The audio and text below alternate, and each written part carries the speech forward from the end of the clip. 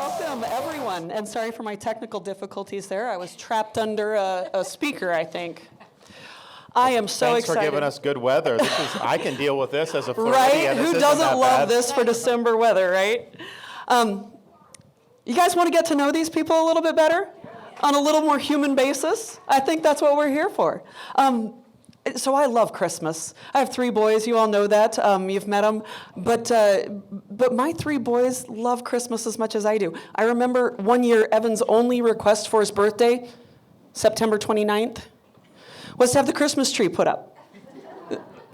And we did. That was a cheap birthday. But I wanted to start off just with that. Talk to me, Governor, talk to me about some of your favorite Christmas traditions, whether as a child or with your own kids today. Well, what we do, we're fortunate enough to live in the governor's residence in Tallahassee.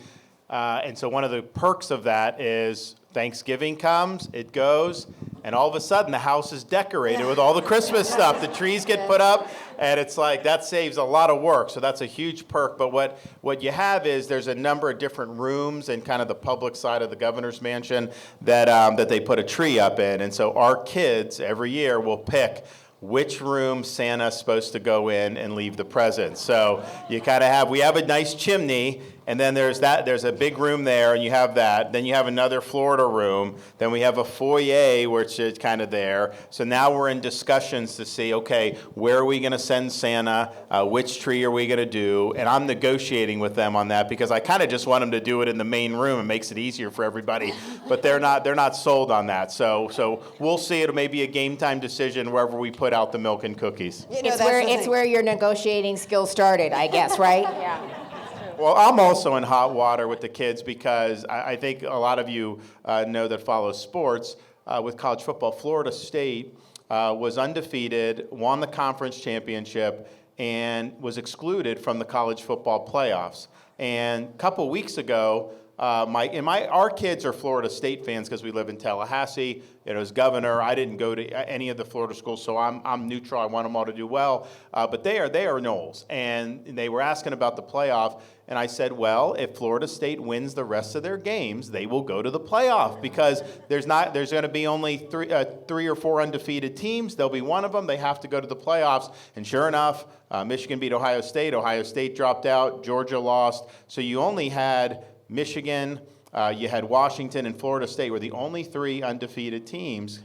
And they excluded Florida State, put Alabama and Texas with 1 loss in, which, as a Floridian, obviously we don't like that. And I was in Tuscaloosa for this Republican debate, and these guys go to the playoffs every year. It's like no big deal to them. But Florida, we have a good history in college football. We haven't done very well. So my kids are asking me, Daddy, Florida State won. You said they were going to the playoffs.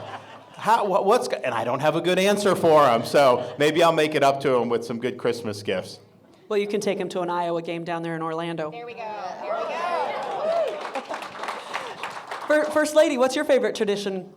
Well, I don't know. I personally, for me, one of the things I enjoy more than anything is wrapping the presents because, that brings me back to my childhood because it's funny, when I was growing up, I enjoyed it, but when you get older, I remember when I was little, I made sure every, crease was perfect, and now it's you just only have so much time where that you can be away from the kids without them sneaking up on you, and so I'm putting them together, but I enjoy that, and what he said is picking out the Christmas tree is fun, and then Santa knows what tree to get to because of the trail of cookies that we lay for them. So we're either a day or 2 beforehand, we're in the kitchen together making cookies and decorating them, which is, it's a mess. They eat more of the icing and then it's all over the place and it's on their clothes, but that's really special. And then everybody picks out their favorite cookie and then they put it on the plate for Santa, which is neat.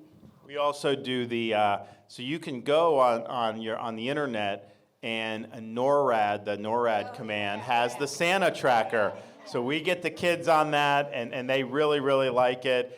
They also do respond, as now we're getting in, we're in the season, if they misbehave, and I say, hey, Santa's watching, they do shape up very quickly, and are able to do that. But our kids, they are like so concerned about any malfunctions in the chimney. It's like 100 questions. Well, what if Santa can't get in the chimney? What if we didn't have a chimney? How would Santa get into the, what is this? What is that? What if he can't fit in? How is he going to get the presents? Where is he going to leave the reindeer? So it's a lot of questions, a lot of inquisitiveness, but we always make it work. And to that end, so we have the security detail for the governor's mansion, right? They are literally below our living room. So the kids will sneak down there and they'll look at the monitors on Christmas Eve and like, is he here yet? Are you guys watching?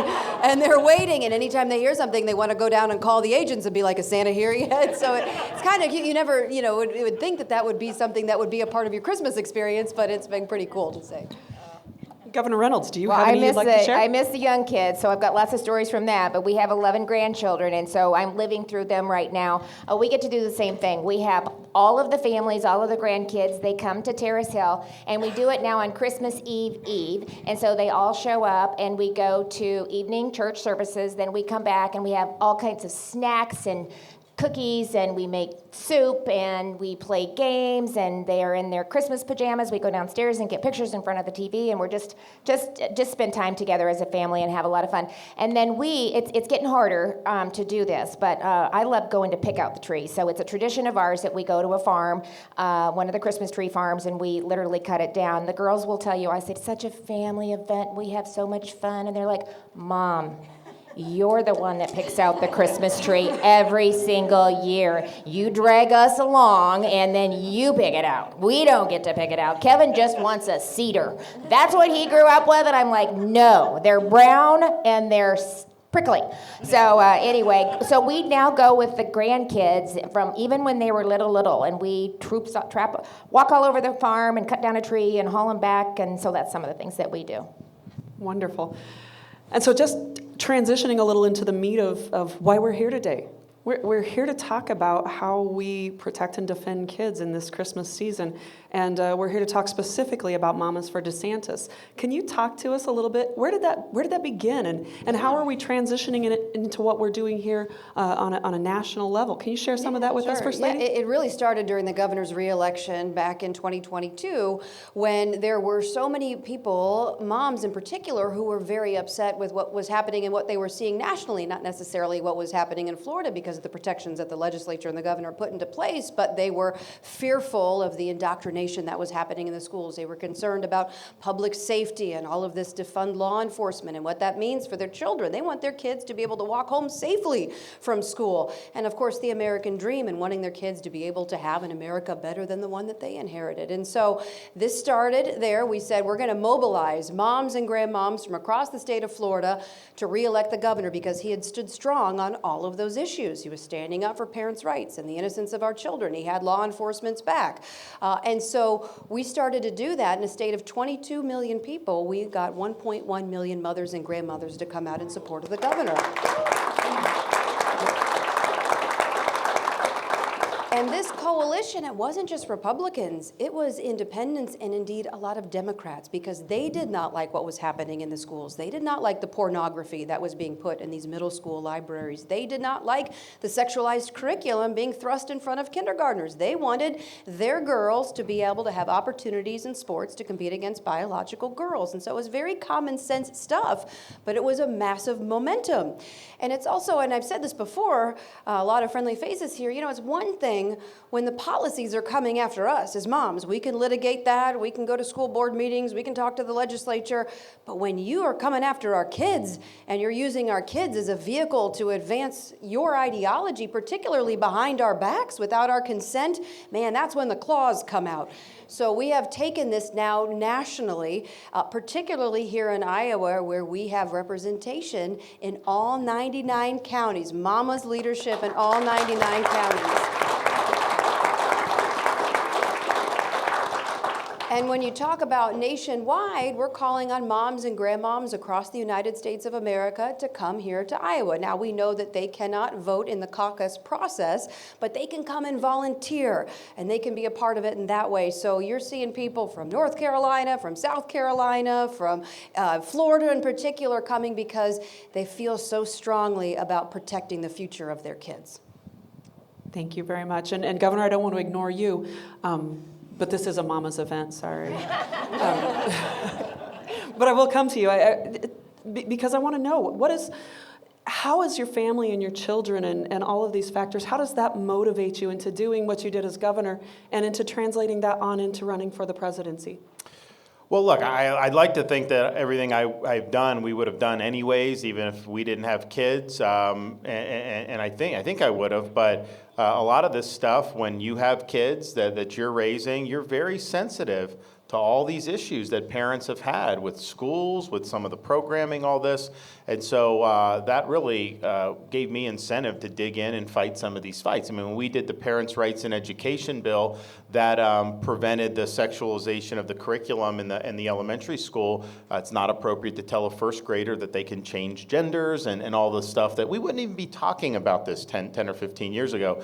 But we had to go up against our most powerful company, Disney, who was pushing to have that injected. And most people were like, well, you're never going to be able to beat them in this because they're just so powerful. And look, I like to think I would have stood up anyways, but the fact that I knew what these parents are going through, that I was sensitive to that, we stood our ground and we won that battle. And that was an important battle to win on behalf of kids in the state of Florida. Thank you, Governor. Governor Reynolds, we had our 42nd legislative endorsement for Governor DeSantis. I know. That was and pretty I bet exciting. there's more to come. It was so exciting. She's also a mama and a grandma, Yep. by the way. Yep. And so we had our, we had our 42nd endorsement. She accredited that in large part to you coming on board and being such a strong voice for what Governor DeSantis has been done in Florida and what he's doing nationwide and in the search for the presidency. Can you talk to us about the momentum that you're seeing since you've endorsed the governor? I've been on your team a long time, and the governor joined us, and I was so thrilled with that. But her joining brought a lot of momentum with it. And so, can you talk to us about what that momentum looks like right now, and how we as a team take the Iowa caucus by storm and launch Governor DeSantis onto the next stage? Yeah, well, first of all, thank you for endorsing early. I appreciate that. You know, as the governor of the state of Iowa, I felt like I had a responsibility with our First in the Nation caucus to welcome all of the candidates to the state, to make sure that they had a platform to, deliver their message and to put their best foot forward. And so we did that for 7 months, and I was part of that process. The candidates crisscrossed the state. They made their pitch. I had an opportunity to listen to their response, to look at their record, to see how they answered the questions, to see the amount of work that went into trying to connect with Iowans and talk about their vision for this country. And as I watched this play out for 7 months, it started to become very, very clear to me who I believed was the right person that on day one could step into the Oval Office, get this country back on track, and for 2 terms, not only restore the greatness to America, but to take it to the next level. And then I'm going to bring it back to MamasForDeSantis. As I said, I'm a mom and I'm a grandma. And I want my kids to grow up in the same America that I did, to have the same opportunities that Casey talked about. And as a governor, I have a real insight to what my colleagues are doing. Believe me, we're watching them all the time. So I forget where you were at. You were doing an event in Florida. He was ticking through everything that they'd accomplished under his leadership. And I said, send that clip to me. I want to make sure I'm not missing something that we should be doing here in Iowa. But I truly believe with all my heart and soul, and that's why it was an easy decision for me to make, that we have to get it right this election. We can come back. We're resilient after 4 years of the chaos and the crisis and just the insanity that we've seen for 4 years, but I don't believe that with another 4 years. And so I believe there's one guy that can step in and can reverse the madness that we've seen under the Biden administration and really do great things. And I'm just touting his record. It's not about me and it's not about the other candidates. It's about Ron and Casey. It's about the 2 of them that can step in and do what needs to be done and get this country back on track. And so we need to do everything we can to make sure that we get him elected. Well, I think you see that in these debates, right? People be talking about all kinds of issues. I'm the only one on the stage that's actually delivered on every one of those issues, You want to talk about We talk about China. Well, we banned China from buying land in Florida. We don't want them buying farmland. We kicked them out of our universities. We cracked down on their ability to steal our intellectual property and trade secrets. You want to talk about protecting children. We banned the sex change operations on the minors, the mutilation. The other candidates on the stage with me, they opposed the bill that we did, and they think that this is fine, and they try to say that's parents' rights. You don't have a right to abuse your children. That's not parents' rights. That gives parents' rights a bad name. Parents' rights is directing the education and upbringing of your children, not to do things that are going to be irreversible and that are unproven. You want to talk about education. We deliver universal school choice. We have got the ideology out. Even you look at what's happening with these universities, with all the crazy ideology, the anti-Semitism in Florida. You saw our university presidents, it was much different because we hold the universities accountable. We don't want them to be indoctrination centers. We want a pursuit of truth. We have law to all tenured professors must undergo review every 5 years and can be let go for poor performance. I mean, we deliver on this stuff. And I think especially on the issues affecting the parents and the kids, but all these different issues, we need somebody that's going to be willing to fight for you, and I've shown I can do that. They also got to be able to win for you. And yes, the election, of course, but win on all these issues, because even if we win the election, if we don't actually deliver on this stuff, if we don't actually have the border taken care of, if we don't actually rein in the bureaucracy, if we don't actually open up energy, if we don't do all the stuff against Biden, then it'll be, stop some of the bleeding, but it won't reverse the trend. And the only way you reverse the trend is by putting up big victories. And that's what we'll do as President of the United States.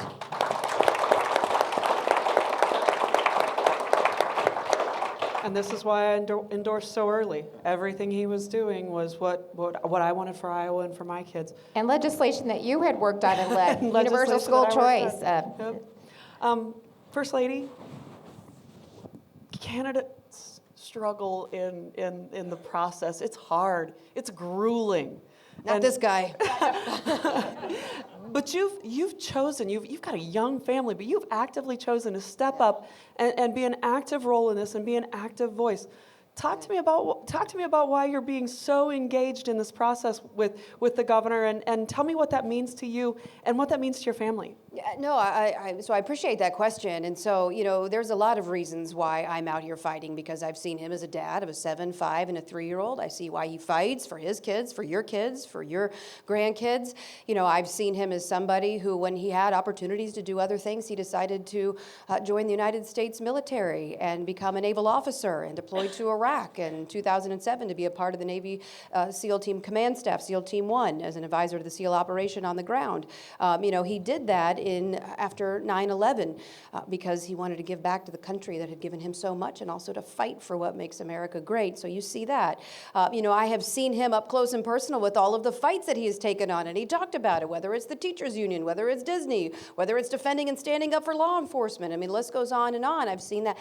But, one of the things that really makes me want to get out and fight was particularly the battle during COVID, right? Because the entire world descended upon the state of Florida and Iowa to go after your governor and this governor for every move that they were making.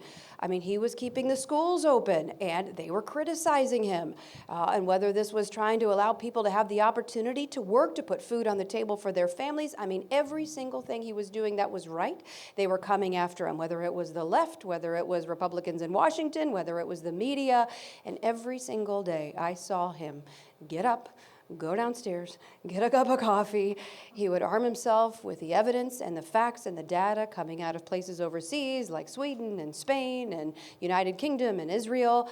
And then I would watch him every single day get out and fight on behalf of the American people and for our constitutional system, for our God-given rights to be able to go to church and worship. They were shutting down churches in the midst of this. They don't have the right to do that. And so it wasn't even just a blip on the radar where they were getting hit one day and the news was going on to the next thing. It was day after day. And I was getting lobbied at the time. People were calling me saying, it's over for the governor. He opens at schools. That's it. He's done. If he doesn't do mandates, that's it. And you know what? I saw him through everything like a rock. And he just stood up and he said, you know, if it means that I lose my job re-election because I stood up for the people of Florida jobs, so be it.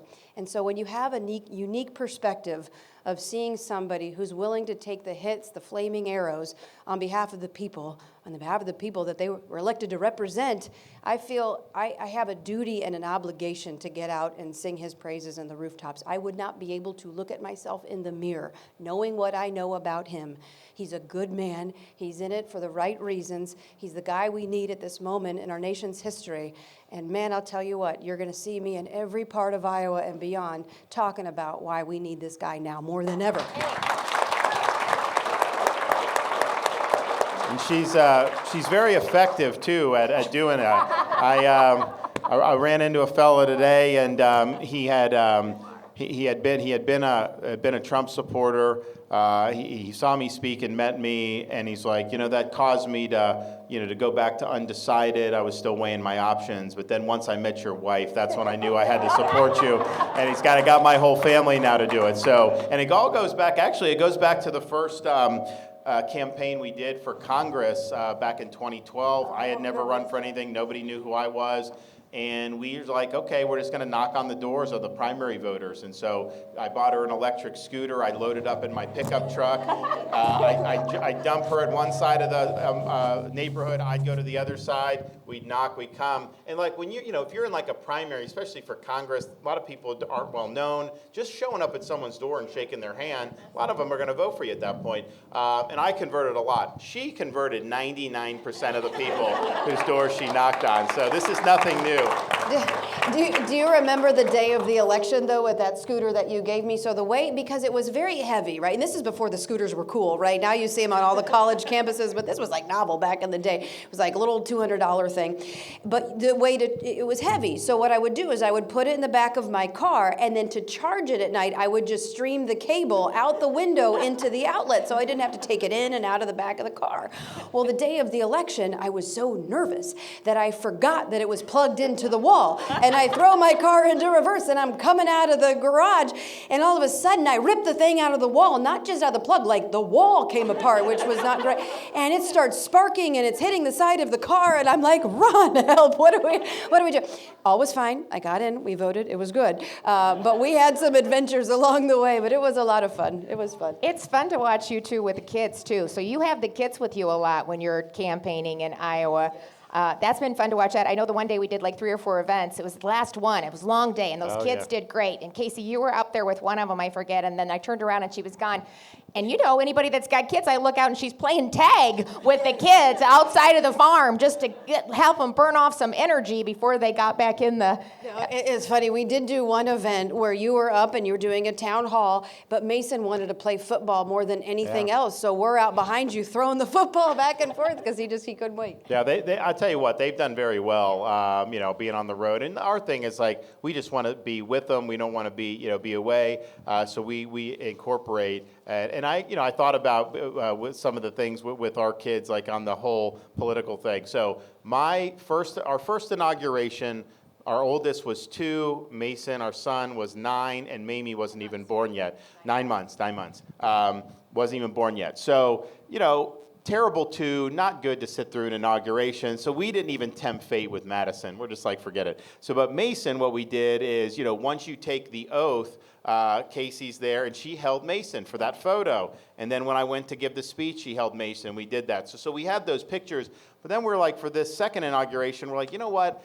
We kind of wish we had Madison there. Now we have Mamie, so it was Madison 6, Mason 4, Mamie 2. We're like, we got to get them all. So literally for weeks, we would say, guys, inauguration, you're gonna be good, you're gonna do, and we got them, and we did it, and they were good. So the day before the inauguration, we went out and did a dry run. So they have kind of the platform out in front of the old state capitol in Florida, very good. And basically, we were just like, okay, we're gonna tell the kids what they need to do. So we go out where we're sitting kind of right in the front, and it had the names on the seats.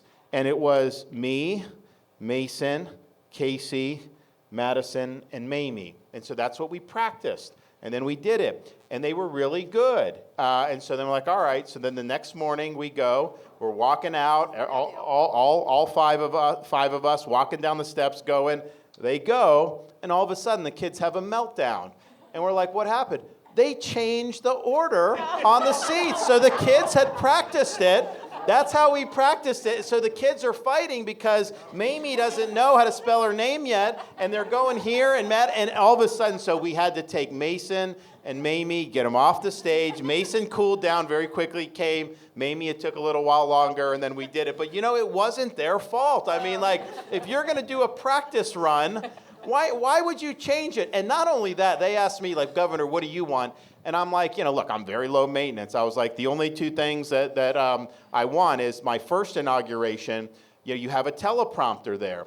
And the teleprompter was right in the sun. So like you couldn't see that part of the teleprompter. And then the one over here was halfway cut off. So I'm like just kind of flying. I'm like, listen, like if I have to memorize a speech, I will. But if I'm going to have a teleprompter, I want to be able to read it. And I was like, so that's the one thing. And then the other thing I remembered was I couldn't fit my remarks on the platform, on the podium because of where the microphone was. So we go, the day before I go, written remarks right there, no problem. Teleprompter's perfect, good. I'm like, I am good. I don't need anything else. I'm ready to roll. Next, you go out to the real thing.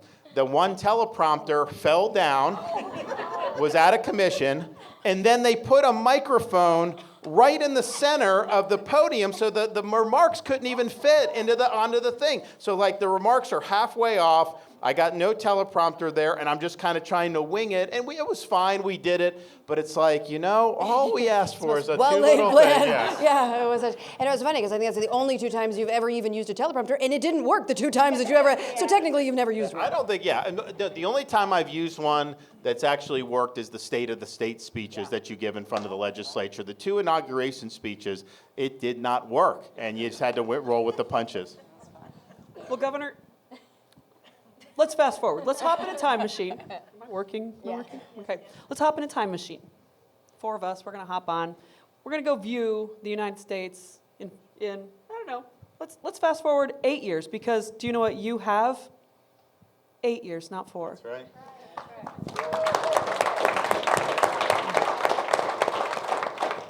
Let's hop in our time machine and fast forward the United States 8 years. You've been president for 8 years. What do you want America to look like? What do you want to have accomplished? What do you want for us as Iowans to see out of the work that you've done on our behalf for 8 years? A number of things. One, we'll have been able to say we restored the American dream in this country. People that work hard, get the most out of their God-given ability, are going to be able to get ahead again. Not going to be held back with inflation and interest rates and bureaucracy and all the things that have made it more difficult. Number two, we'll be able to say that we restored our nation's sovereignty, particularly at our southern border. Not going to have drugs pouring in, millions of people pouring in illegally. We will have actually finished that job and secured it once and for all. We'll be able to say that our military's been revitalized, that we fended off the threat posed by the Chinese Communist Party, and that this century is indeed an American century. We'll be able to say that the schools are dedicated to educating kids, not indoctrinating kids, that we're going to protect the rights of parents to make these decisions about their kids' education, including school choice, and we will have reinstalled civics as something that's important to know all across the country. We'll also be able to say that whether you live in a red state or a blue city, that criminals are held accountable for their crimes again. We're not going to have let the inmates run the asylum, and people will be able to raise their family in peace and security. And then we'll be able to say that we've restored the Constitution as the centerpiece of our American national life. That means not having a runaway bureaucracy that looms over us, imposes its will on us, and is weaponized against us, but actually having constitutionally accountable and limited government the way our founding fathers intended. And if we can say we did all those things, and we'll do more, but if we can say we've done all those things, then we'll also be able to say that we restored what President Reagan called America as a shining city on a hill. We will have left her stronger, we will have left her freer, and that ultimately is the task that we face. On the current trajectory of this country, we're in danger of leaving to our kids and grandkids in America less prosperous and less free than the one we inherited. And if we do that, we'd be the first generation of Americans to do that, and to break faith with every other generation who's always worked hard, always stepped up when freedom was threatened and when they needed to do things to make sure that this republic endured. So that's the mission mission, we will be able to accomplish the mission, and the country will be better off for that mission.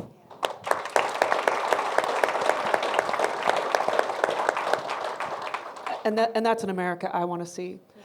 Governor Reynolds, you look in this room, you know a lot of these people because they're your constituents. They're my constituents. These are people that we work for, right?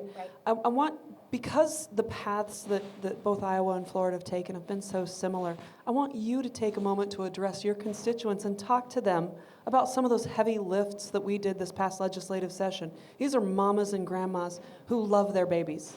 And I want you to take a moment and just talk straight to them about what that process was like and why it meant so much to you to get those big things across the finish line this year as we work through that legislative process. Well, thank you for that. And first of all, I just want to say, because there are legislators in the room, and I'm speaking to one of them right here. I've known Amy for a long time. We both started in local government, and now you serve as the president of the Senate, and so we have a really good working relationship with our legislature. And Ron, you've talked about this before too. You know, I don't just get to will things to be done. You know, we work together and we talk about what's important to Iowans and how we can get it across the finish line. And just when we talk about parents, when I said parents matter, it wasn't just a campaign slogan. It was a promise. And working with the legislature, I am proud to say that we delivered.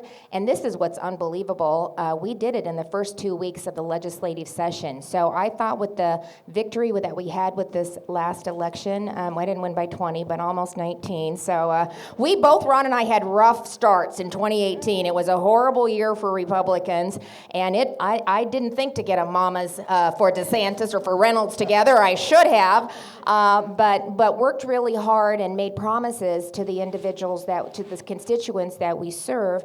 And what Ron just laid out, talking about what this country will look like in 8 years, the reason that you can take that to the bank is because he did what we did. He followed through with 100% of the promises that he made to the constituents that he serves, and that's just such a novel thing. It doesn't happen very often. It just doesn't happen. You know, I'm proud to say we did the same thing working with the legislature. We passed universal school choice. We did a parental rights bill. We brought transparency into the classroom. So sad to say that we had to put in statute that the parents will be the primary decision maker in their child's education, but that's a fact. That's where we're at, and we're not taking any chances.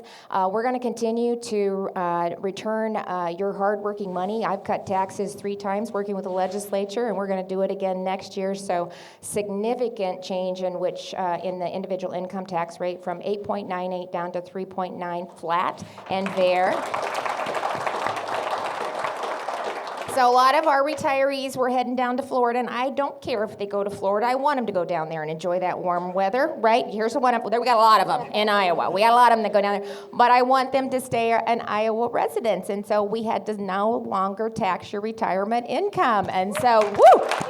So they are still going to Florida, and we want them to do that, but we're going to keep them as a resident. And you know, I welcome the Iowans to come down to Florida. I usually would never even think of needing to come to Iowa in the winter because I just go to Marco Island and I see so many people. But I do want you to, before you come to Florida or go back to Iowa for the caucus, make sure you don't miss that. I think it's important. So I've talked to a few folks up here who said, yeah, we're going to go right after New Year's. And I'm like, okay, you're going to turn around and go back to caucus on the 5th? And they're like, well, probably. No, not probably. Let's make this a plan. So hopefully we're able to get that done.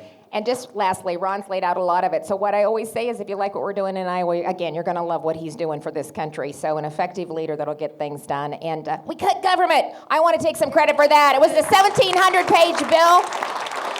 I cut 21 agencies from my cabinet. I went from 37 down to 16, projected savings of $215 million. I believe that is conservative. It will be more than that. Our government is too big. You talked about that too. So I cannot thank the legislature enough. That was a big, big bill. And I said, you know what? We can't amend it very much because that's a big bill to bounce back and forth. So we did a lot of work on the front end to get it to where it needed to go. Oh, thank you. Well, and I mean, you know, you see, I mean, all Republicans say they want less government, but how many Republicans actually follow through and give us less government and actually reduce the size of government.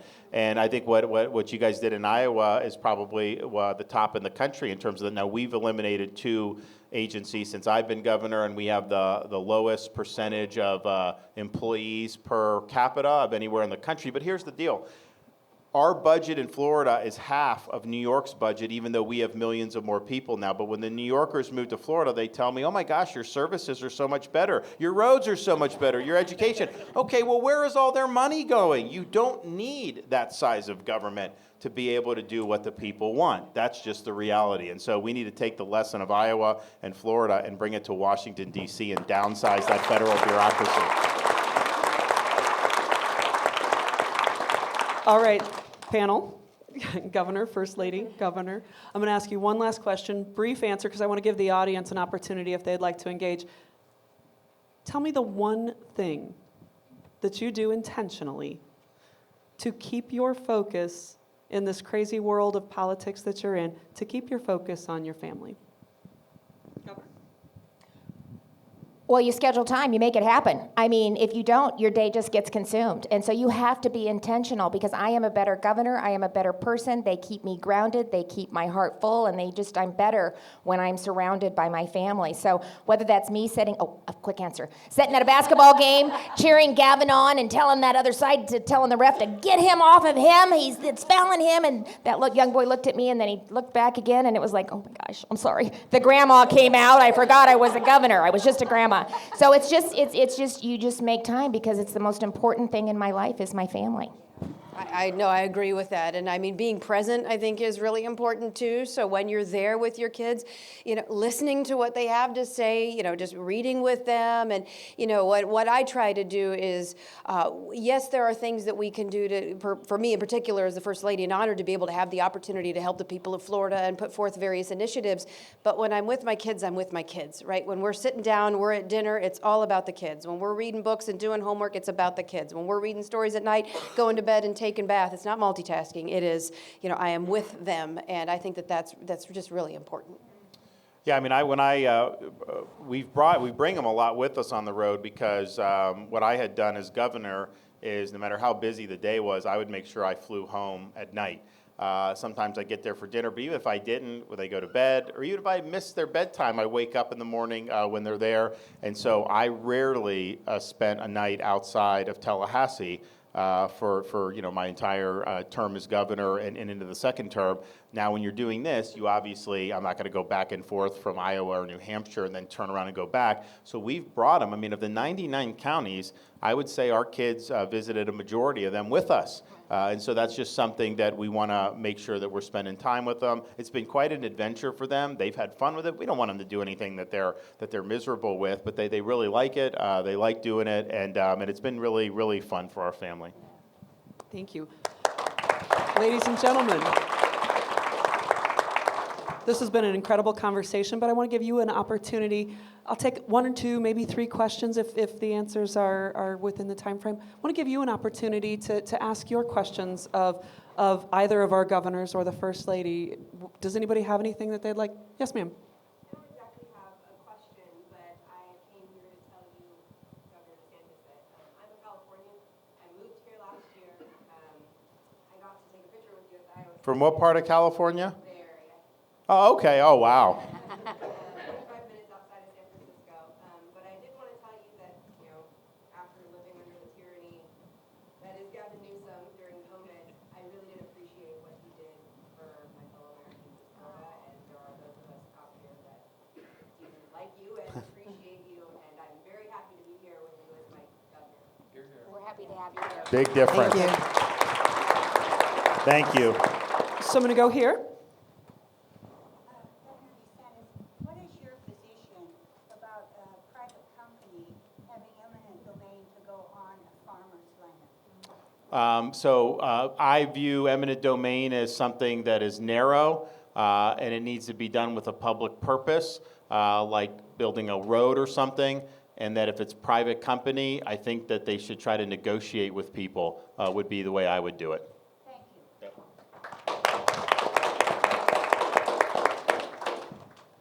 So I'm going to go back here first. I'd like to ask a question I'm quite curious about.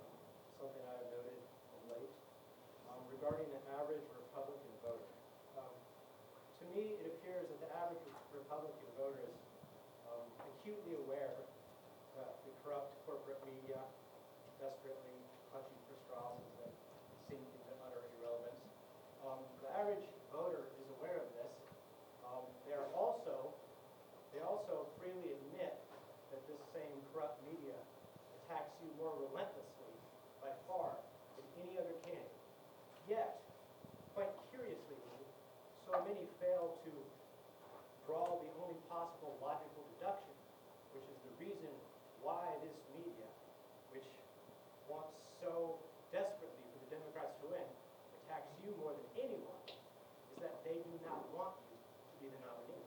It's so obvious to me. Why do some fail to see this? Something that is so inconspicuous. I think people are seeing it. I think more and more will. I mean, the whole election process, the year before the presidential election, a lot of people are not living and breathing this. And I even here in Iowa, very conscientious voters, we've just now really started to see, I think, an increase in people that have really engaged in the process. I think a lot of this stuff breaks very late, especially when you have something at the beginning of 2024. So I would stand by for that. I think you're going to see people get that, and that's the thing.